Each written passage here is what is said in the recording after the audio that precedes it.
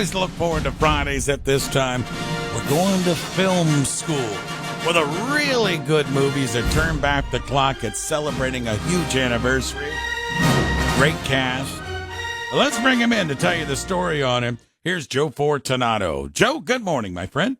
Good morning, Ray. And yeah, another big one. You know, we've done a lot of 50th anniversaries this year because, of course, the mid-'70s was sort of the second golden age of Hollywood. And today is another fine film to look back on, Dog Day Afternoon, which was released in September of 1975, directed by Sidney Lumet, written by Frank Pearson, and, of course, it stars Al Pacino as well as John Cazale, Chris Sarandon, Charles Durning, Carol Kane, a number of other supporting casts as well. This movie had 6 Oscar nominations. It only won for Best Original Screenplay, but it was nominated for Best Picture, Best Actor, Director, Editing, some of the bigs. It was also a supporting actor for Chris Sarandon because this is his first film and first Oscar nomination all in one shot, which is pretty impressive. The movie's famous line, Attica, Attica, was voted number 86 in the movie quotes list for the AFI list.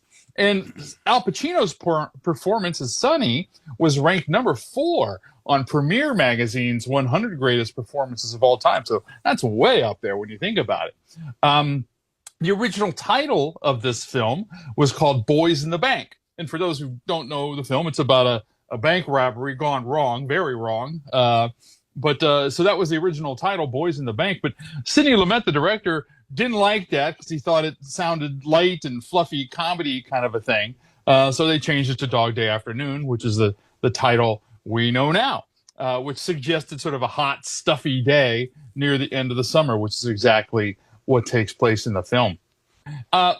The bond that happens during the course of the film, there's a bond between the bank tellers and the robbers, which is Al Pacino and John Cazale. And that's an example of what they call Stockholm Syndrome. I'm sure some people are familiar with that. Whereas the phenomena where the hostages become sympathetic with their captors and they kind of form a bond.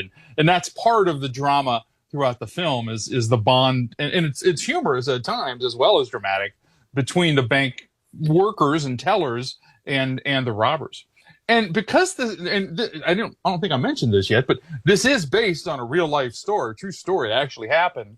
And because the outrageous quality of the real life story, director Sidney Lumet he chose not to look at any of the footage of what actually happened that day because he just thought it was too outrageous. And in fact, the real life incident of this film is actually used in police training in dealing with hostages and out of control crowds. Talking about crowds, they hired 300 extras to play the crowd that gathers outside the bank during this standoff.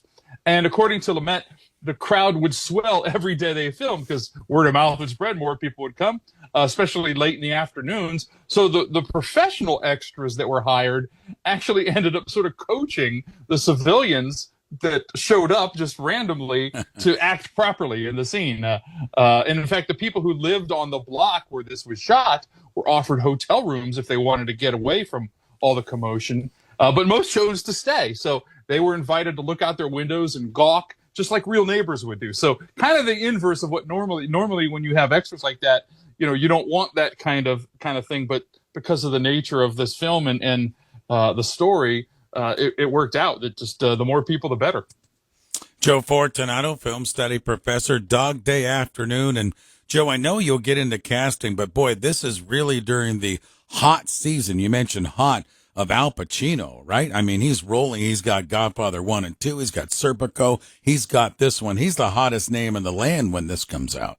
Yeah, absolutely. And this is I don't have a whole lot of, good casting, what if stories, but a lot of good stuff for the people that actually are in the film. And Al Pacino was nominated for an Academy Award, as I said. And this is the 4th year in a row. And you kind of mentioned some of the films. It was Godfather, Serpico, Godfather Part 2, and then this film, Dog Day Afternoon. And John Cazale, the great John Cazale, who had most people probably know as Sonny in The Godfather. He died young, and he had a pretty storied career.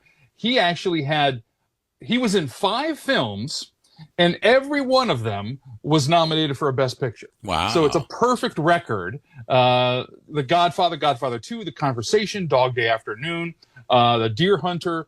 I mean, that's a murderer's row of great films. Sure. And he was in all of them.